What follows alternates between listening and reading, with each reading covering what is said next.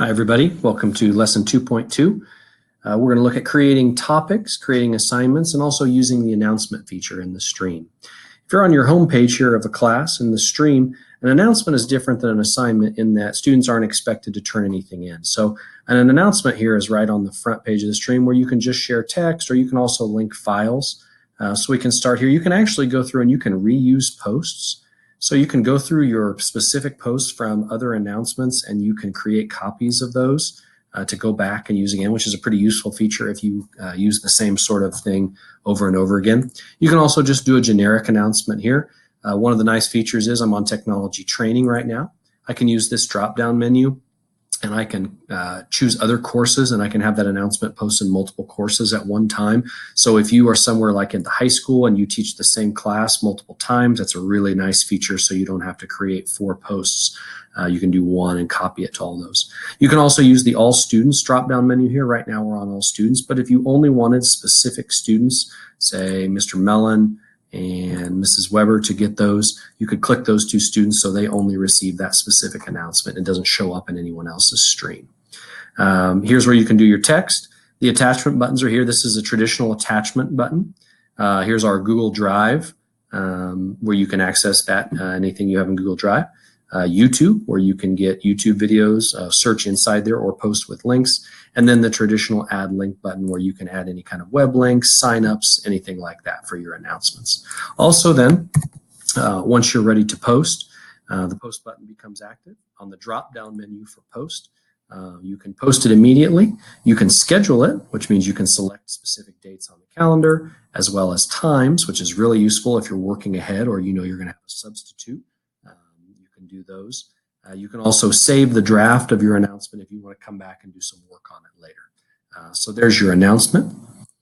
The good news is the assignment looks very, very similar. And so when I come in here and I'm on the classwork page now, at the top button when I go to create, there's a lot of options, and we're going to look at those in future lessons. But the one I want to look at right now is just the the assignment button. So the assignment window looks basically the exact same as the announcement window. We still have the drop-down menu where we can select multiple classes. We still have the students menu where we can select students or differentiate if you want to do that. We've got our title for our assignment and then some spots for instructions. New now at the bottom of this are specific points. So for example, we can do 10 if we want to do, or you saw on the drop-down we can make it ungraded.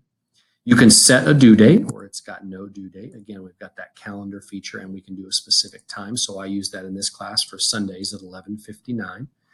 And then we've got this topic menu here. And the topic menu is really nice for organizing and storing your things. So some of you familiar with Google Classroom use this with Chapter 1, Chapter 2, etc. We use Week 1, Week 2, Week 3. I'm going to show you how to create a topic in a second. But you can select those. So for example, like if we're in Week 2, I can choose that I want this assignment to be filed under Week 2. And then we've got this originality reports here, which is a copyright plagiarism checker, which we'll look at in a future lesson as well. So you can checkbox that. We've got the same buttons here. We've got our attach button. We've got our YouTube link button, and we've got our traditional link. But this I want to show you slightly different. In the Google Drive button. This is how we get copies of things or get things for students to turn in. If you want students to be able to turn something in, we want to give them or use it through Google Drive. I'll use the recent window. We have all the normal menus that we're used to here on the Google Drive options. But let's say, for example, I'm going to do this Probot activity here. And when we attach a Google product as part of an assignment, you have 3 options. The default is students can view the file. This simply means students can see it. They can't edit it. They don't see other people making changes on the document, those sorts of things you might see with other options. So that's our default.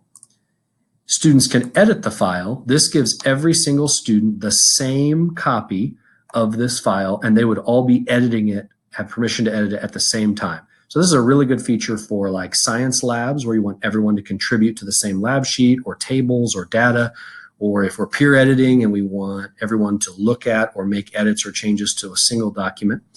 A very popular option, and the one that we use in this course the most, is the make a copy for each student. And make a copy for each student hands every single student their own individual copy that can be edited. they can't see edits of other people. And when they turn it in, people can't see their submissions.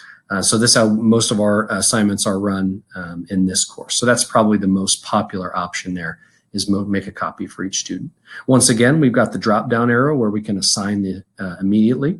We can schedule it. Again, very useful for if you have a sub or you're working ahead of time for maybe a week or two down the road, or you can save the draft of the assignment if you're working on it. The last thing we want to look at is creating a topic so that we can store those assignments in specific spots.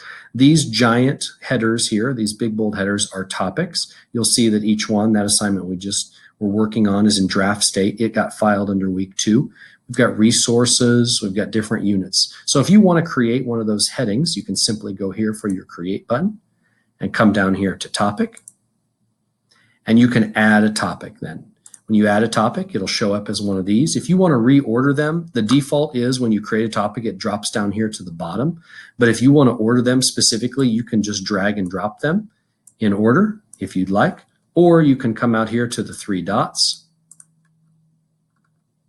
and you can move those up or down as we go. So you can 3 dots, you can move up and move down, and those topics will bump up or bump down. I think drag and drop is probably a little simpler to do.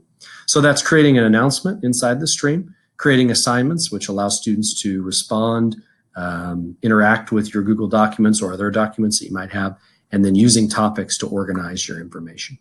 Thanks.